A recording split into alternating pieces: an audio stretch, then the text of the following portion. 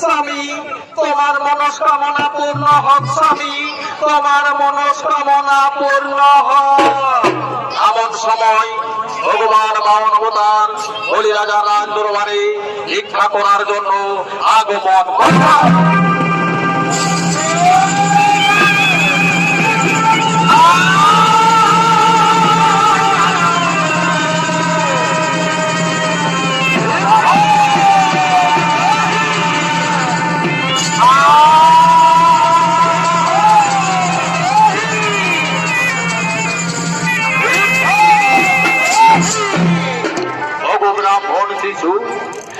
ব্রাহ্মণ শিশু বলো, আজ তুমি কি আশা নিয়ে আসিয়াছ বলিরাজের গোলায়?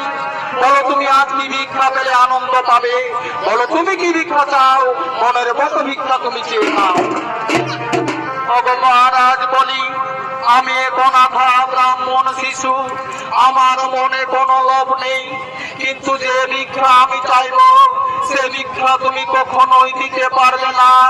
আমায় ভিক্ষা দিতে হলে তোমায় প্রতিজ্ঞাবদ্ধ হইতে হবে। ব্রাহ্মণ শিশু, আজ তুমি কি কথা আমায় শোনালে? আমি কাউকে কোনোদিন খালি হাতে ফিরে দিই না, তাই আমি তোমায় ভিক্ষা দেওয়ার জন্য প্রতিজ্ঞাবদ্ধ হইব। সাক্ষীতে চন্দ্র সূর্য, সাক্ষীতে গ্রহরা, সাক্ষীতে 33 কোটি দেবতা, সাক্ষীতে ধরিত্রী বাধা, আর আমার কাছে যে ভিক্ষা পাবে আমি তারে সে ভিক্ষায় দেব। বলো বলে ব্রাহ্মণ শশী তুমি কি ভিক্ষা চাও? ওগো মহারাজ বলি আমি অনাথা ব্রাহ্মণ শিশু, আমার মনে কোনো লোভ নেই। ভিক্ষা যদি আমায় দেবেন তাহলে এই ভিক্ষা দিন, আমায় 3 পাদ ভূমি ভিক্ষা দাও, যে ভূমি বসেতে আমি ভগবানের নাম জপ করতে পারবো। হ্যাঁ, তাই হবে ব্রাহ্মণ কুমার, তাই হবে। তোমার মনস্কামনা আমি অবশ্যই করিব পূরণ।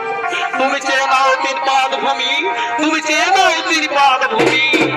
তাই ভগবান বামন অবতার সর্বপ্রথমে পা দিলেন স্বর্গলোকে, দ্বিতীয়ত পা দিলেন মর্ত্যলোকে। তৃতীয় পা দেওয়ার পূর্বে বলে আগে করেছে জিজ্ঞাসা, বলো মহারাজ বলি তুমি শত মূর্খের সঙ্গে গিয়ে সকল স্বর্গরাজ্যে বসবাস করবে, নাকি পঞ্চপণ্ডিতের সঙ্গে গিয়ে পাতালে বিচার করবে? বলো তুমি কোথায় থাকবে? একই ব্রাহ্মণ শিশু, আজ তুমি আমায় মহা বিপদে ফেললে ব্রাহ্মণ শিশু। আমি যখন প্রতিজ্ঞাবদ্ধ তুমি তোমার তৃতীয় পা আমার মস্তকে দাও, আমি পাতালে গিয়ে বসবাস করব। তাই মানবতার তৃতীয় পা দিলেন বলিরাজের মস্তকে।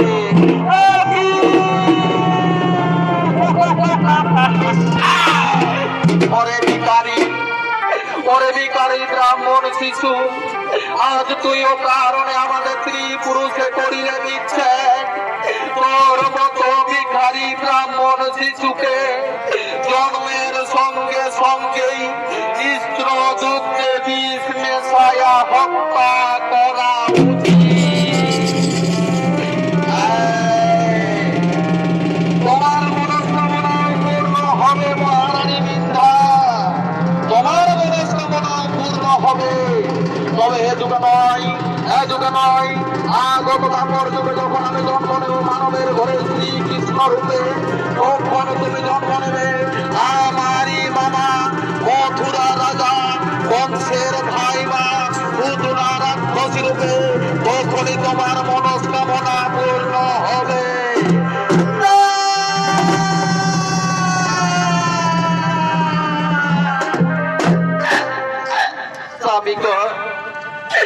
স্বামী কি হলো স্বামী?